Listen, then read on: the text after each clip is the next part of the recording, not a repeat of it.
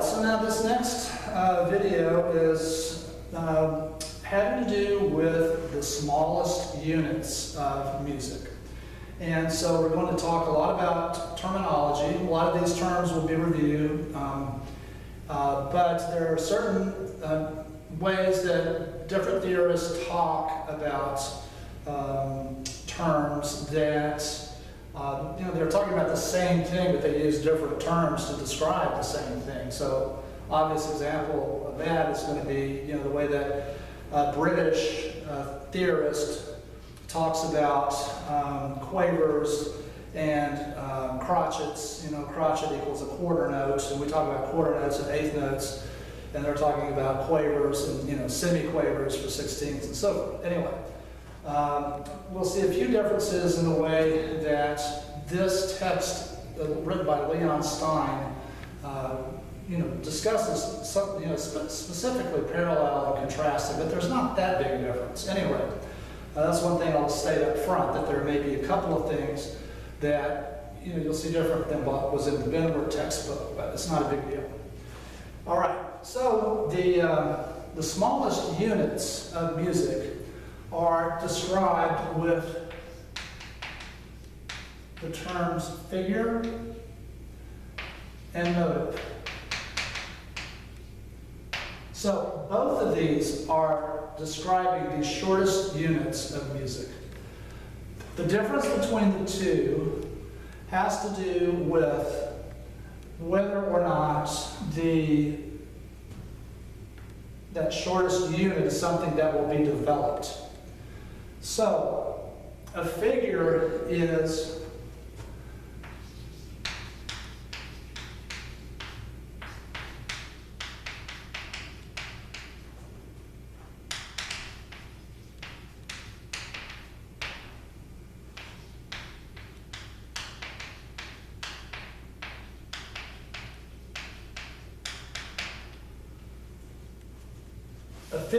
used in a more generic way, and it's something that just describes something, like a repeated note figure, or an Alberti bass figure, or an arpeggio figure.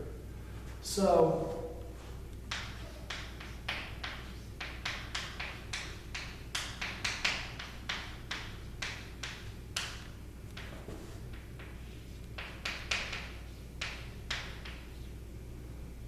this is something which is a good example, Alberti bass figure. That accompaniment figure is just alternating on notes of the harmony and accompaniment pattern, a lot of times in left-handed keyboard work, but you find it in symphonies too. And that is in comparison to the term motive, which has to do with the shortest thematic unit in music.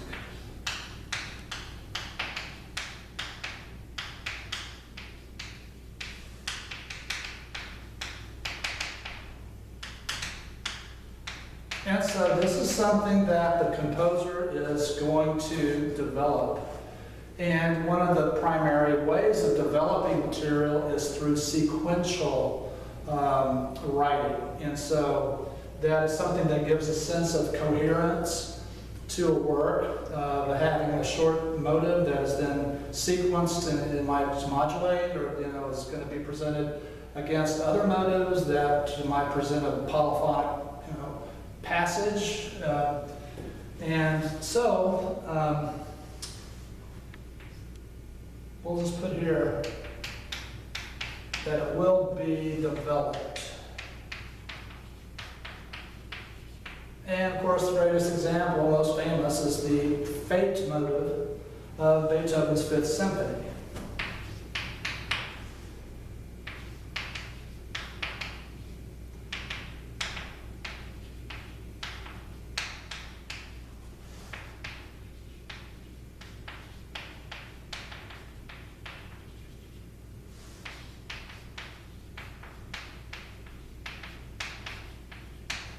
And, we've seen it at work that Fate motive is something that is not only dominates the discussion of all the material in the first movement of that great symphony, but it also returns in the second movement, third movement, and fourth movement. So every movement then references that opening of the first movement, and in that sense it ties it all together with this cyclic construction. That's something that we'll see with 19th century composers. It becomes a really popular type of structural element, which is serving to unify and bring together these disparate, four movements, which, like in a Haydn or Mozart work, wouldn't share thematic material among the different movements of the work.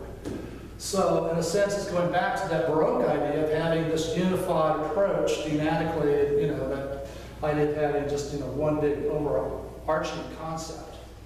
So, those are some terms that we're going to use. Then, the next terms I want to talk about have to do with the concept of the phrase.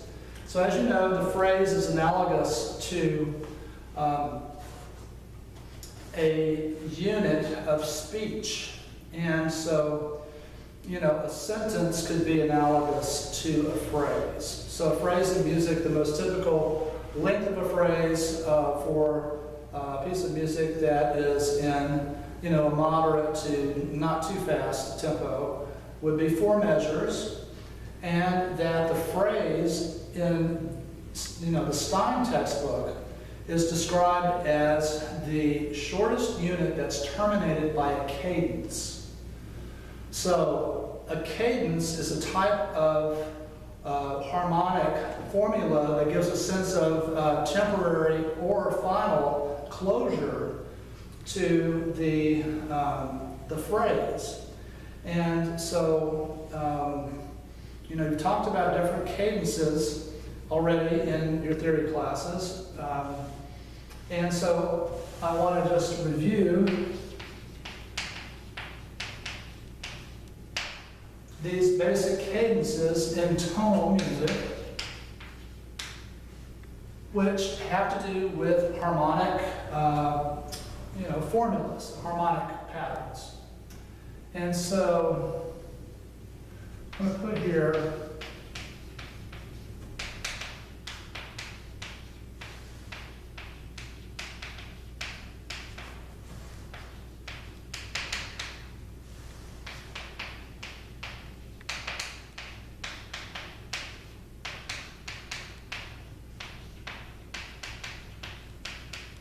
the cadences are something that's talked about within the context of phrase construction. One thing that I want to say is that you do have shorter little subdivisions of the phrase, and the term semiphrase is used to describe that.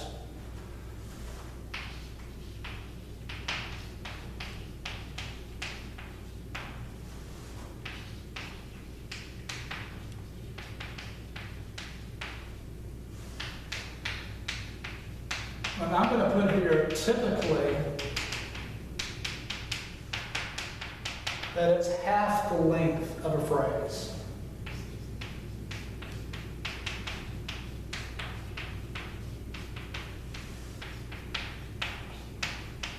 But in general, you talk about the phrase as being the basic unit of construction that's terminated by a cadence. And that a work then consists of this long, or not so long, series of phrases. And so these then would be terminated with cadences, and it's, the cadence is like a marking point where it ends that thought. And in that sense, it's like punctuation in a literary context. So,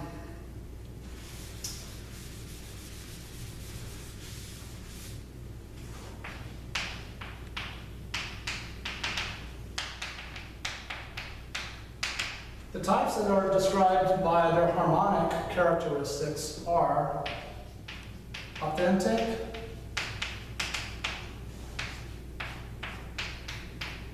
which is dominant to tonic.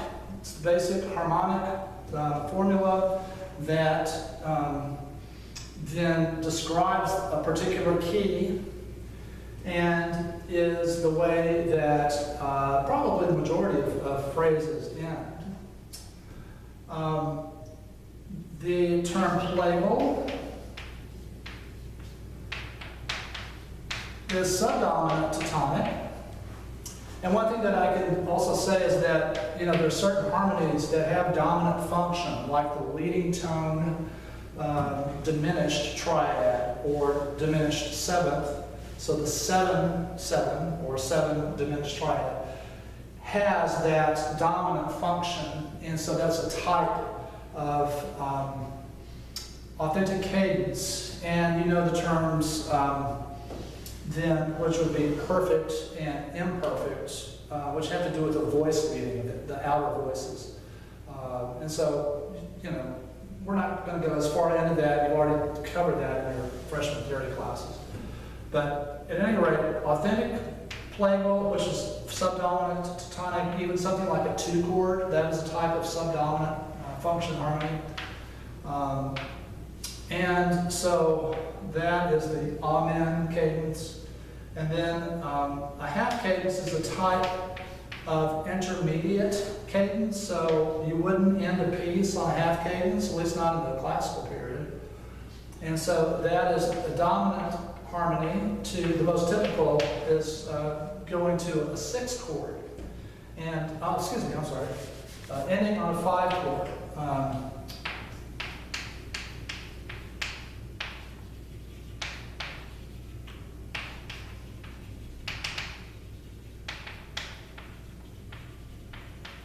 So it's a type of temporary resting point, and then the deceptive is a 5-chord going to a 6-chord. So instead of going to tonic, it then deceives you and has that shift then to that submediate harmony. That's the most typical. All right, so those are the basic types that are based on their harmonic progressions. So some other terms that have to do just in this particular text that describe the components of the cadence are these terms which are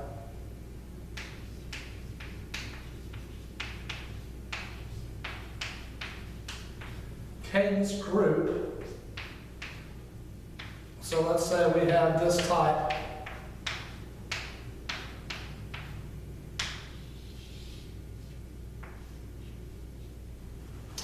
This type of cadence, which is a type of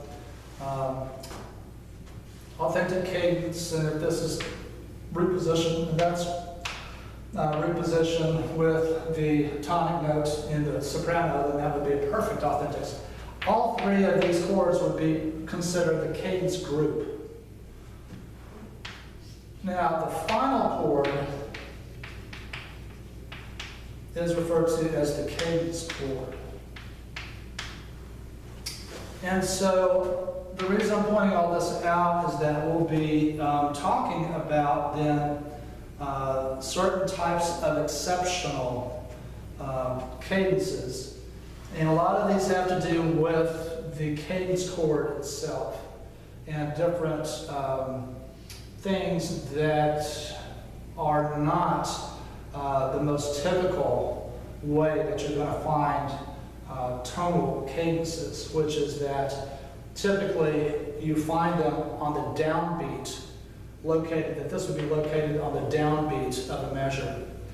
And so that leads then to this description of cadences that are exceptions to this idea of having the cadence chord on the downbeat. So if you will look at the textbook, and we're going to look at 6 different types that are on pages 13 through 16. And so if you can just have that now so that you can reference these. What I'll ask you to do is to be able to define these terms. And this is something that will be on this first 50-point quiz. So I'll ask you to define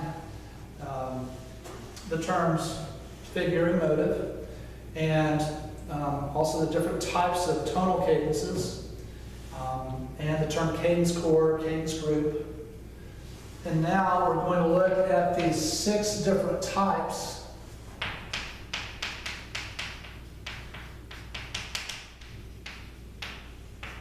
that Stein describes as exceptional types.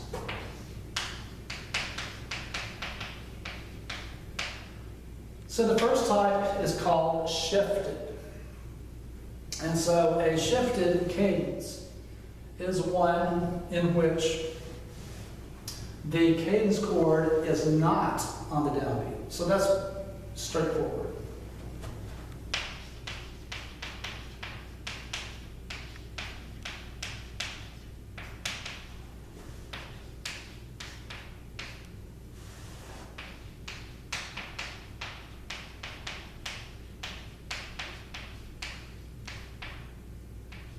All right, so you can look at, there's some examples in the textbook, and it's got a Schumann example, and just indicates, where the cadence chord itself occurs.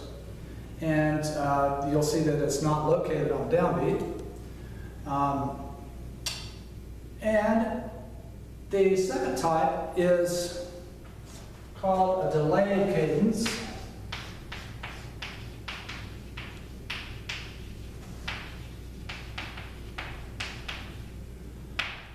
And a delayed cadence has to do with the presence of non-harmonic tones at the point where the cadence chord sounds.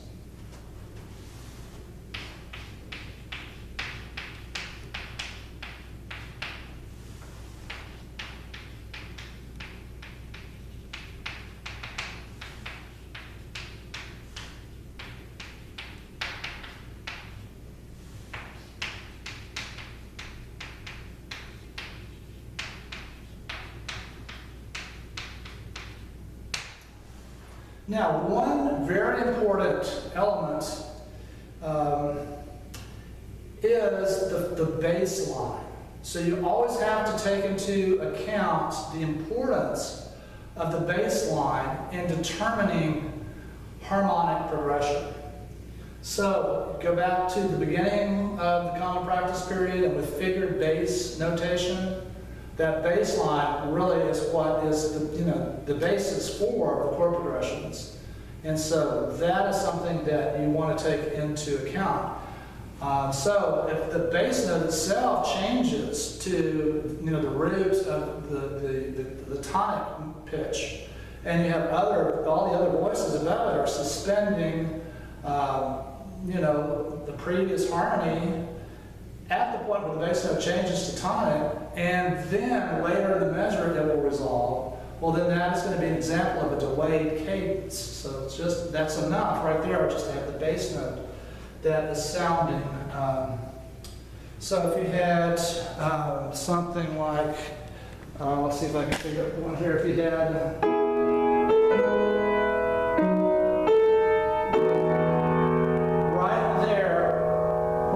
where you have in the bass that tonic pitch, and you had suspended on top of that 5/7 chord, and then it resolves. That is an example of a delayed cadence and a good example of what I was just talking about. So this is something which you can see example number 32 on page 14. And so this one has, let's see if I can do this by memory here. So you have